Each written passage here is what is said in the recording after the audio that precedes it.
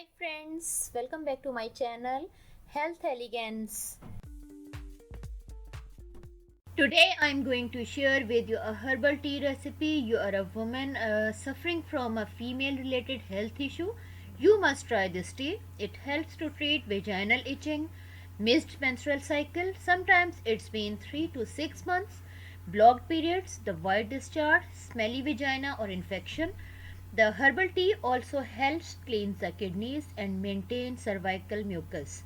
Now start the recipe of herbal tea.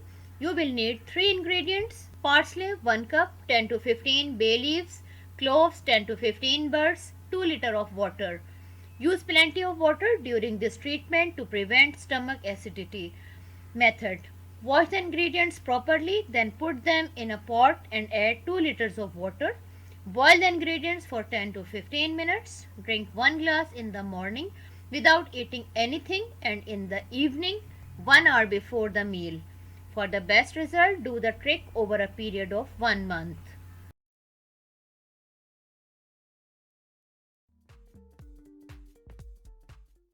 If you like this video, please share it, subscribe my channel and press the bell icon. Thanks for watching.